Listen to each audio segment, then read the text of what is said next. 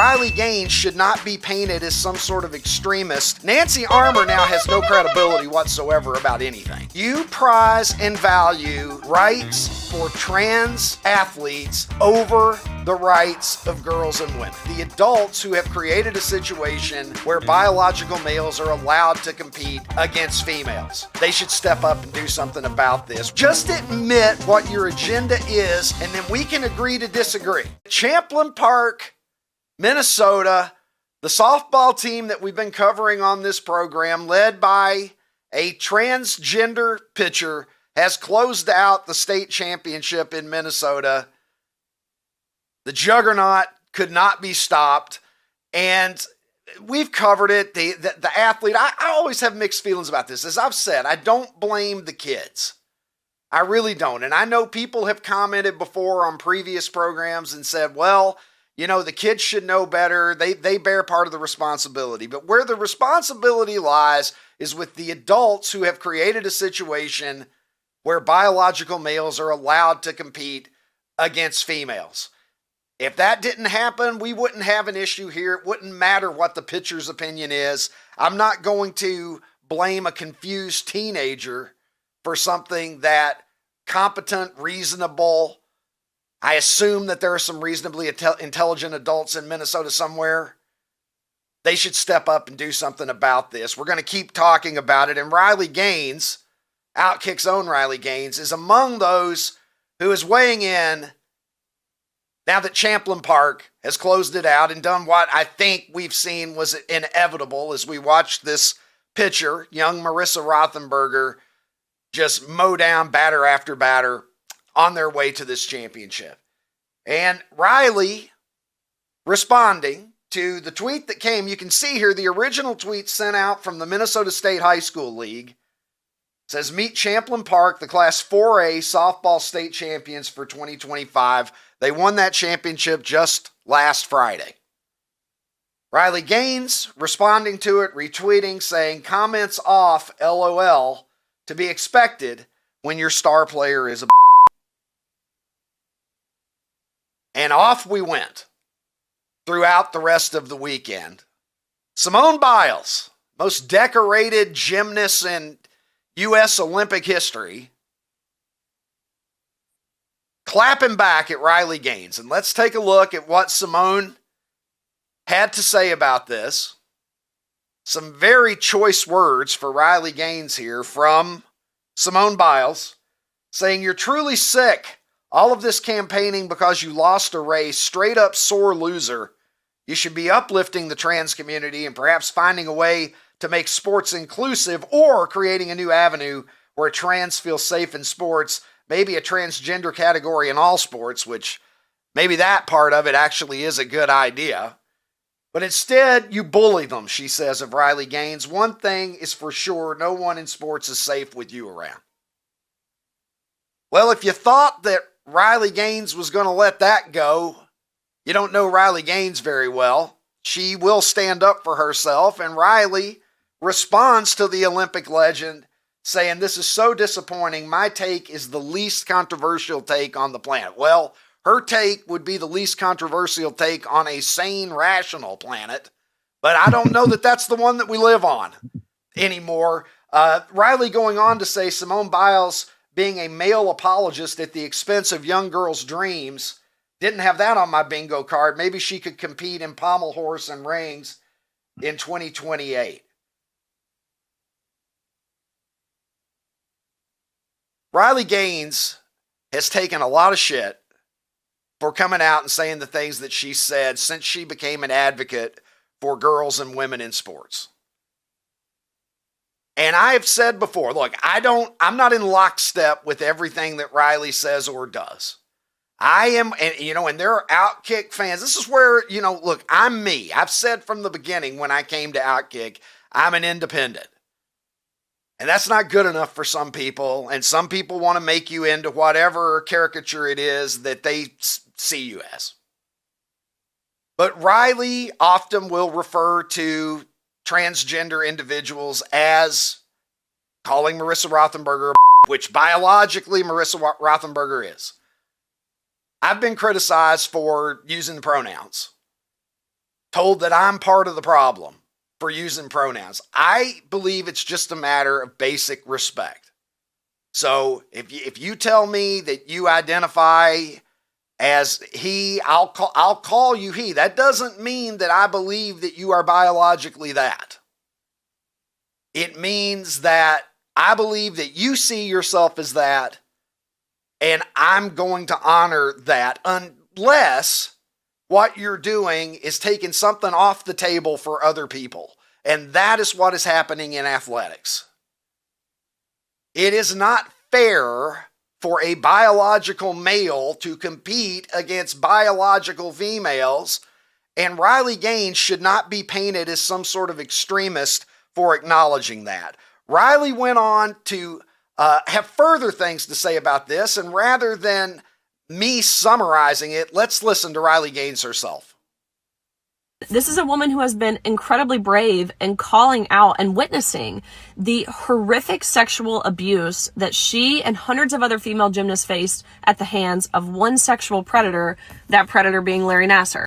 In the same breath, believing that vulnerable women should be forced to strip down naked in front of men in locker rooms so long as it makes the man feel happy. If Larry Nassar came out as trans, would Simone think it's responsible or safe for him to be housed in a women's prison? To be very, very clear, I could care less what Simone Biles says about me.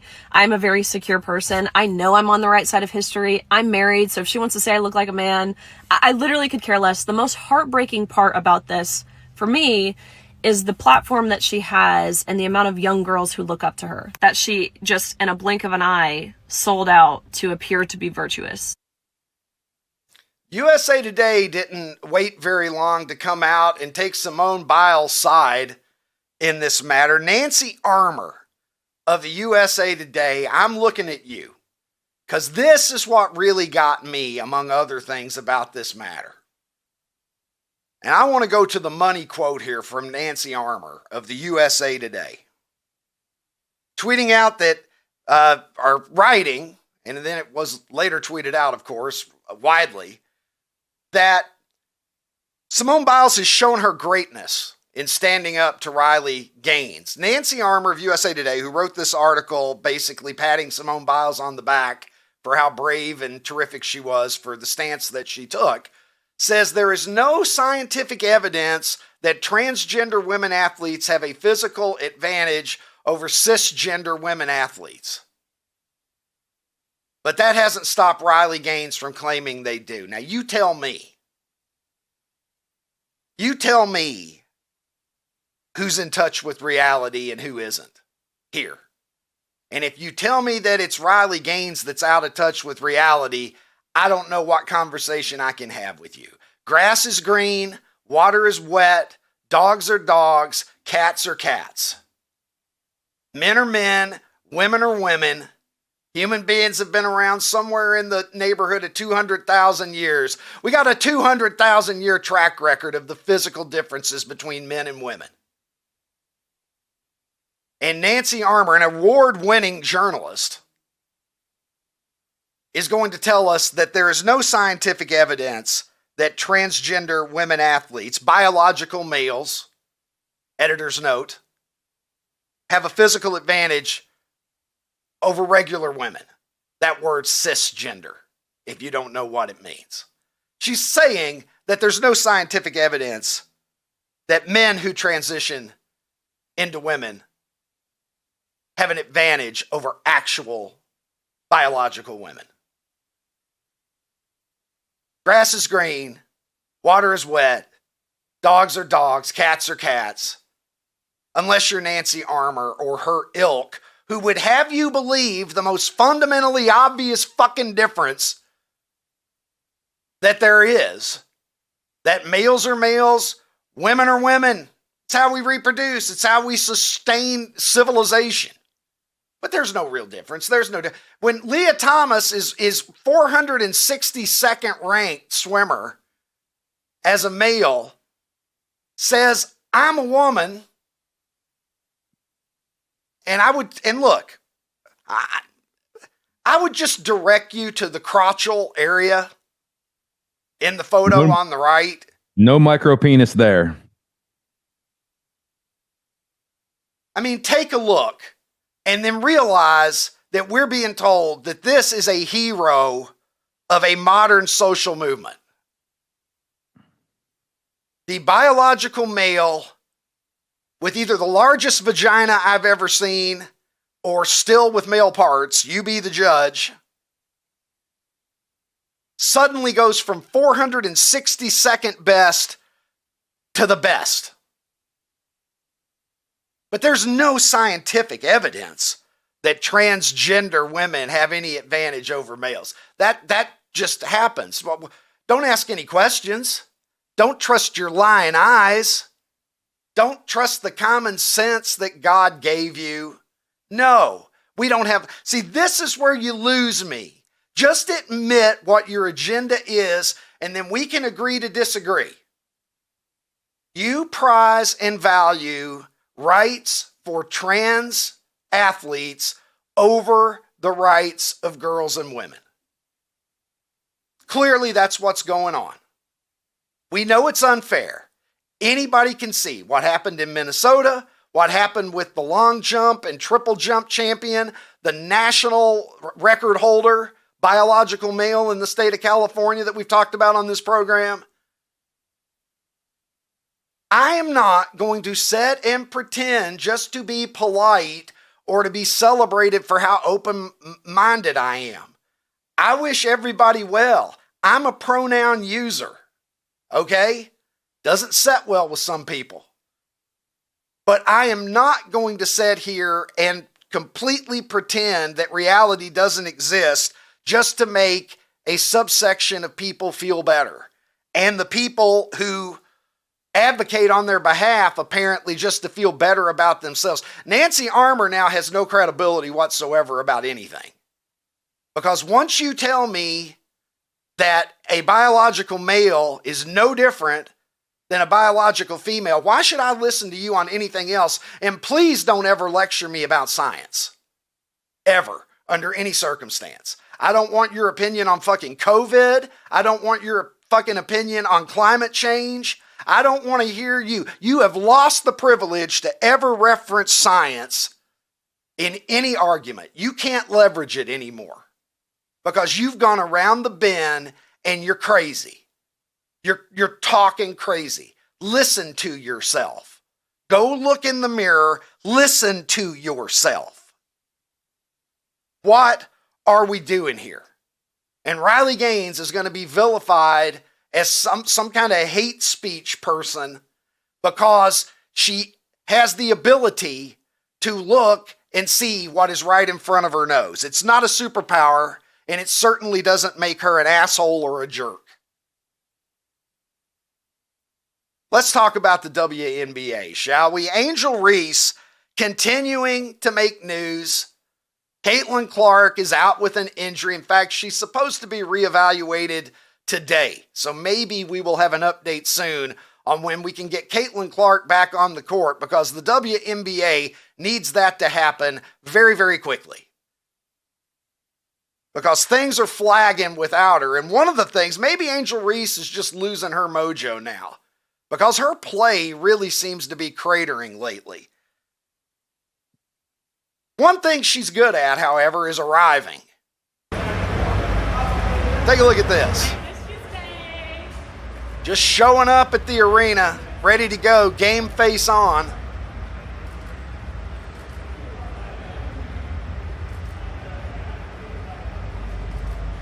Because this is what matters now. And I know that NBA players do it and WNBA players do it, and it's become this part of the culture surrounding the game. But she proceeded to go out, score 4 points, and the Sky lost by 27 at home to the Indiana Fever with Caitlin Clark watching. This is where we're at, the great villain. Angel Reese, I'm coming around on Ronnie T-Shirt's opinion that she sucks. I have defended her as a player repeatedly. I've said, one-dimensional perhaps, or two-dimensional perhaps, or 1.5-dimensional. She is good at getting rebounds, but we know, we've documented the rebound numbers are inflated by the me bounds. She just sits there and rebounds herself 4 or 5 times a game. Usually doesn't even convert those 4 or 5 rebounds into a bucket even. She's got long arms. She's got good size. I'm sure she creates problems defensively. But she is the most uncoordinated, high-level basketball player around the basket that I've ever seen.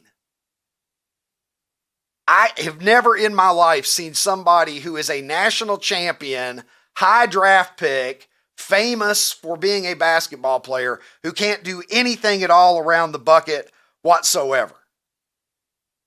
And so, how much is it worth to go see that? What will the market say? We talk about ticket prices. Average ticket price of some Caitlin Clark games well up around $200, exceeding $200, I believe, in at least some cases. Take a look at this. If you're willing to set in section 310, row 14, you could have gotten into the Fever Sky game for $3 with Caitlin Clark out of action. And I'm not sure it was worth it. That's about, Ronnie, what do you think? What are you paying? About a quarter for every missed layup at that price? It's a fucking bargain. Angel Reese cannot sustain this without Caitlin Clark. And honestly, I don't even think that she can sustain it with Caitlin Clark, because we're starting to realize she's just not any good. She became famous as a villain for pointing at her ring finger after we had all fallen in love with Caitlin Clark and we were all rooting for Caitlin Clark to win the national championship. And then she didn't. And then Angel went to the ring finger, and we took it a little bit personally as fans. It was like she was giving the middle finger to us too. And so suddenly she was a villain. It's like, oh, who's that bitch who just did that? Is we're all disappointed that Iowa just lost. And I know we weren't all rooting for Iowa, but many, many were, because we were captivated by Caitlin Clark and we wanted to see if she could win it. She was the protagonist in the interesting story that suddenly the women's Final Four was. And so we found a villain. And I think Angel's a born villain, whether she intends to be or not. And so she certainly has kept that going. But now we're starting to realize the villain just isn't very good. And interest without Caitlin Clark. Remember, there's other players in the league too. It's not just Caitlin Clark that is the reason for this WNBA frenzy. Yeah, you sure about that? Let's bring in now the international streaming star who joins me from Nashville, Tennessee. He is, of course, Ronnie T-Shirts. And Ronnie, we've talked about Angel Reese on this program a lot of times. I think you're right. I'm starting to see that there's not a lot happening there. You strip away the personality, you strip away the name recognition that she has built over the past couple of years. She's not that good right now. Maybe that potential is in there if she does a lot of work. But I don't know. If you can't make a layup by now, I would assume she's practiced them a lot of times, Ronnie. What do you make of it? Yeah, don't say we are coming around that she's not very good. You should say you're coming around that she's not good. Dude, she's terrible. I've said she's terrible. She's terrible. Her only talent is her height. That is her talent, Ricky. And, I just think at the end of the day, you are the kind of person that wants to see the good in people, and that's a great quality to have. And I've watched enough basketball at enough different levels to I always say, if you take me to a gym with a bunch of 14-year-olds, I don't even need to watch them play. I can just watch them dribble and shoot and just, mess around before the actual tryout starts. And I can tell you who the good players are. Dude, she's terrible. She is a terrible player. And the fact that she does what she does before the games, the little runway thing, Russell Westbrook did it. Joe Burrow does it. But you know what those two guys are? Fucking really good. I'm telling you. Yeah. If Joe Burrow started just playing terrible, right? Throwing 4 interceptions a game and and completing, 30% of his passes, I promise you, Joe Burrow would find an entrance where nobody could see him. Ridiculed. Yeah, he would get ridiculed for acting like that. We didn't show the video of the Sky, or as I like to call them, the Chicago Clowns, before their game. They're come out of they're just dancing and doing all kinds of stuff and just, woohoo, who are we? We're the Sky. Oh, I saw that. Dude. Yeah. If I'm their coach, I would show that. Maybe do a 3-man weave. Do a 3-woman weave. I would show that on loop. Practice a little bit, maybe. You guys Basketball. average, Ricky. You're okay at math, right? They averaged 13 points a quarter. 13 points a quarter, Ricky. But they're good dancers. But the choreography was terrific. You got to give them that. Ronnie, you were saying that I try to see the good in people. I want to make a seg here, staying on the topic of the WNBA. Dijonai Carrington is in the news again. She, if you don't remember, she is the player that was accused by many last season in the WNBA of deliberately attempting to poke Caitlin Clark in the eyes with her acrylic fingernails. And I was among those who defended her, saying, I don't know. I'm going to give her the benefit of the doubt. What kind of a person would deliberately try to gouge somebody's eyes out? Look, I always think if you're going to accuse somebody of being terrible, to me, there is a burden of proof there if you're going to do it responsibly. And I realize in modern society, allegations of the worst kind are levied between people, literally daily, all the time, and they're not holding to that type of a standard. But for me, if you're going to accuse somebody of being racist, for example, as I've said on the program, there is a reasonable doubt standard that I have to have in my mind before I'm going to make that allegation towards someone. And if you're accusing someone of trying to poke somebody's eye out with acrylic nails, I'm going to need something more definite to say, hey, this is a horrible person. Because if you do something like that, you're a horrible person. If you try to gouge somebody in the eyeball with something like that, clearly. So I defended Dijonai Carrington, saying, look, I can't conclude that she did that. This one's pretty easy, however. Dijonai Carrington, who is now on the Dallas Wings, I believe, grabbing the hair of Los Angeles Sparks player Sarah Ashley Barker and just yanking her to the floor with her as she was going down. That is pretty clear. Take a look at it there. Just grabbing it and yanking it. You could see her neck going back. She should be suspended for this. She should absolutely be suspended for this. And if she is not suspended for it, the WNBA has completely dropped the ball here. And, Ronnie, maybe it calls into question what exactly happened with that eye poke. It doesn't mean the eye poke was intentional, but once I see you doing something as cheap as that, well, maybe I'm not so willing to issue you as much benefit of the doubt.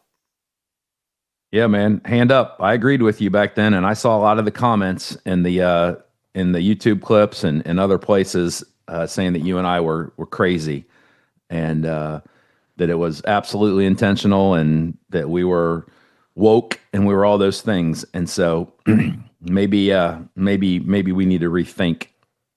Maybe we need to rethink our thoughts on Dijonai. Yeah, look, I mean, I'm somebody who tries to let the facts lead me to my opinion. And as I interpret new information, I'm willing to consider where I may have been wrong. I'm not going to just, get down in the foxhole and maintain the same opinion no matter what comes out. Dijonai Carrington, at a minimum, eyes are on you after doing something like that. You need to clean it up, and the league should suspend her. I don't think there's any doubt about it. Ronnie, here's a palate cleanser for you. Maybe we could go out and reflect on our old opinions as we play some badminton with the Bee Gees. Take a look at this. I wouldn't even want to be friends with anybody that wasn't down for some Bee Gees badminton on a moment's notice, Ronnie. Just look at those sweet bastards. Get a shuttlecock out. Play some Bee Gees. Yeah. I don't know, man. I want to play with Barry. Me and Barry against Morris and Robin. We could wager on it as well. You know, you can see old photos like this and have a real nice time if you subscribe to Ricky Cobb's Rewind, our new bi-weekly newsletter. Sign up. Go to OutKick.com/newsletters.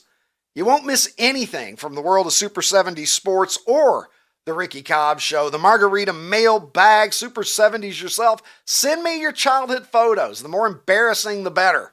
We'll caption it up, put it in there for you. I will answer your questions. I know you guys love the Q&As over at Super 70 Sports. Send me your questions as well. It's Ricky Cobb's Rewind at OutKick.com.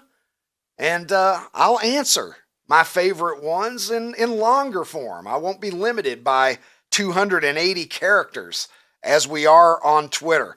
All right, Ronnie, NBA action real quickly here before we get to America's Poll of the Day. Oklahoma City Thunder last night storming back in Game 2 to even this series at 1-1 before it makes its way to Indianapolis. I think this was one that the Thunder, you know, I'm not going to say they had to have it, but it certainly is one that they needed.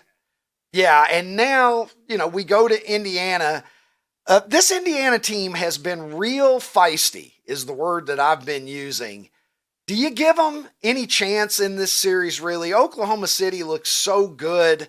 I feel like Indiana's going to need to win games 3 and 4, both, if they're serious about winning this series. You know, I always wonder why it takes a professional or a high-level college team to get a wake-up call. Because you just kind of assume, like, you're at a high level, you should always be operating at the highest level, right? But it feels like what happened in Game 1 was that proverbial wake-up call for Oklahoma, and I think that this is over. Like, they were clearly better than Indiana most of that first game, and somehow they just, I don't know if they relaxed a little bit or they you know, different rotation or whatever it was.